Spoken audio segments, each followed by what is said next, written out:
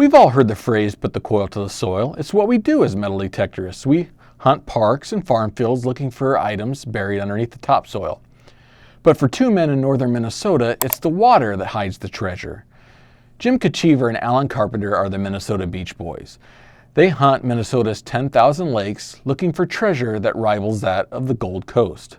I caught up with the Minnesota Beach Boys recently on a ring recovery to find out what makes them such a dynamic duo. For close to a decade, Jim Kachiver and Alan Carpenter have teamed up to reunite individuals with their prized possessions. You ready?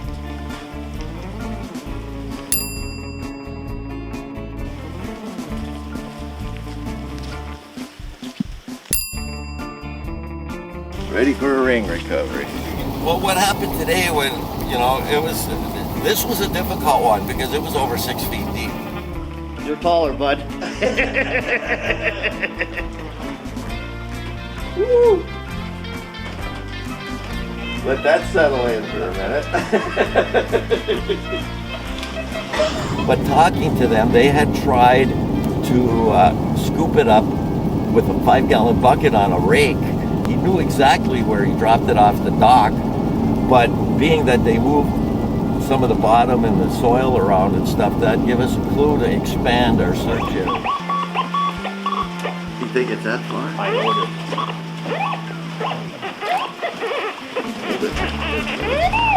7582.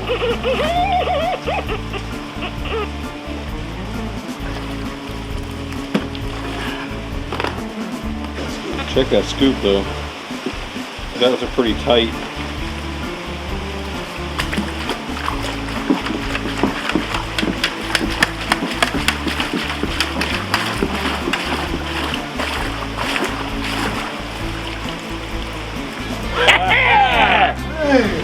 Never mind, bud. Good job, bud. You feel really good when you can give something back and make somebody happy, and you don't want anything for it. You just want them. We just want them to do good deeds for other people the same way. Smile on their face.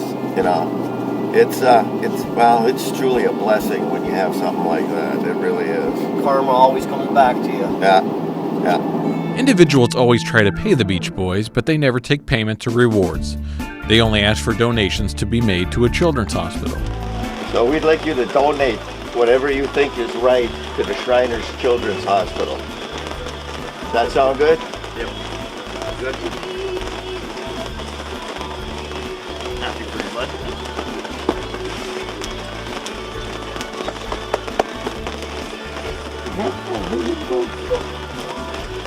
How's that? That good? And that's exactly what Leslie did. Jim received this letter in the mail from the Shriners Hospital. Rings aren't the only items they returned. Check out this news story from WDIO Duluth. A Duluth family has incredibly been reunited with a World War I artifact that had been out of their family for more than 80 years. Ryan Junty is here to explain how it all came together. Darren, last spring, a man with a metal detector found a World War I dog tag, and for a year he looked for a family member to give it back to. And then, believe it or not, on Memorial Day this year, he finally found one. But I kept getting a good I thought it was silver, a silver tone. Alan Carpenter often looks for buried artifacts in Hibbing's Cobb-Cook Park. It's something he does for fun, but he and his partner Jim Kachiver also return lost items. Last spring, Alan made his most important discovery. Under this pine tree, buried under at least 6 inches of frost, he found a World War I dog tag. Well, at first I didn't know what it was. I thought it was some kind of token or something until I got home and rinsed it off, and then I seen the United States Marine Corps on it. With Jim's help, he figured out the dog tag belonged to Anton Bernhardt, a World War I veteran and former Hibbing police officer. Then it was time to try and track down a family member who they could return it to. After a year of looking, they found Joseph Martin, Anton's great-nephew. To find something like this after being lost for 80 years, that's just unbelievable.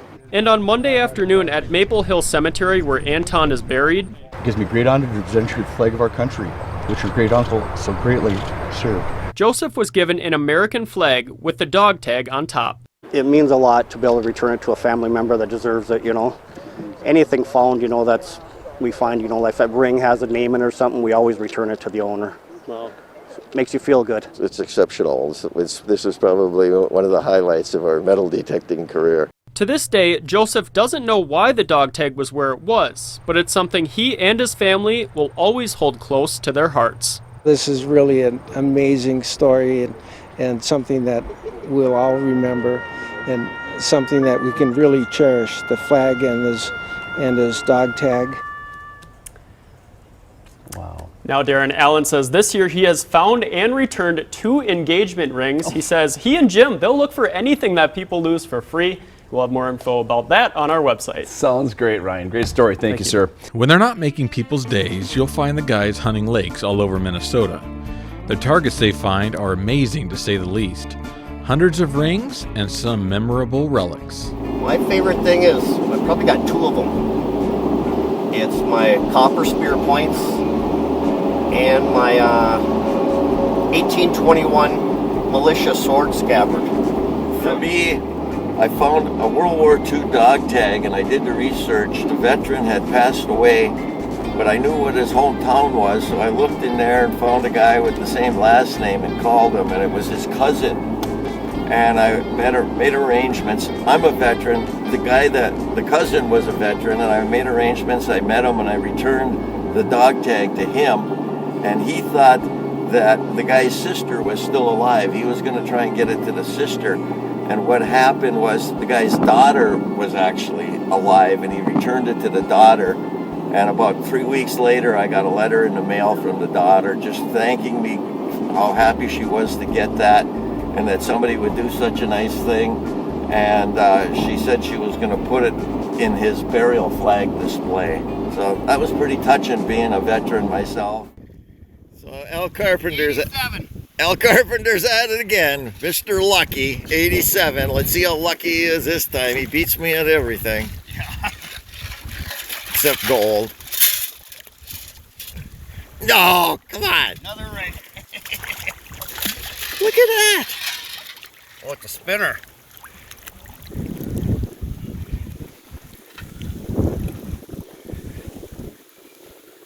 A spinner.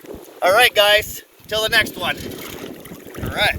Just like with land detecting, lots of research and planning goes into each water hunt. Sometimes it's the things you don't think of that have to be figured out.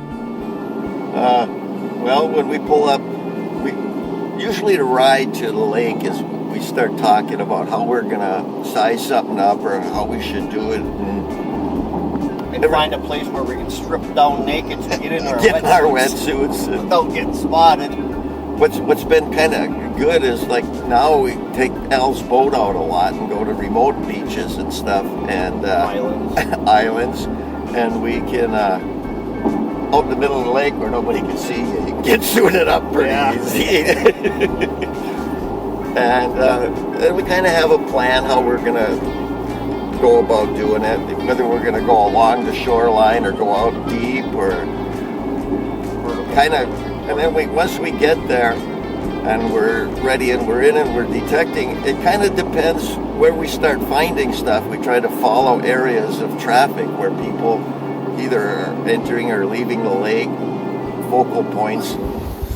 The Minnesota Beach Boy says he's got a good hit over here. Let's dig it. Nice soft sand. Dig it. That's what we like. Big scoop first.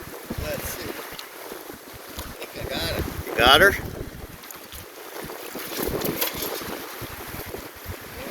couple rocks. Point. Ooh, I see it. I see it. All right, Jimmy. Looks like it's probably silver with an opal. Turn it sideways so I can see that. There you go. Look at that. All right. Awesome. All right, Jim. Once they find those high traffic areas, people are surprised to learn that they use XP products. Most people don't think of the Deus or the ORX as water machines, and this works to their advantage. I think that Deus and ORX are great water machines. You just got to make sure you're waterproofing them correctly, and make sure. I check mine periodically all the while I'm using it to make sure the bag's not leaking or anything, but I've never had a problem with it that way. Well, never gotten a drop of water in them. No? And we've did a lot of other beaches with other metal detectors through the years, and we went back to them, and I mean, it's like a brand new beach now, digging deeper stuff, picking smaller jewelry up with the XPs. Yeah. It's a great machine. Actually, this summer, using both the Deus and the ORX, I can't tell you how many times, but many times Al and I have said to each other, I don't know how we missed that in the past. Because it just seems like these targets are showing up now, and we know we've been there many times. Like that big $50, I mean, that I found out there. We were over that how many times, and then all of a sudden we took the XP over it. Bang. And you know, somebody didn't lose that soon. That was lost many years ago, you know. Yeah. That was a good hit, Jim. What's the number? 70-71, but solid. 70-71.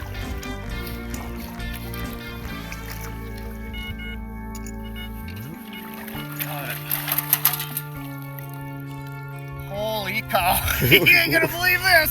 What? What do you got? A double. No. Like double. 2 nickels? 2 rings in one scoop.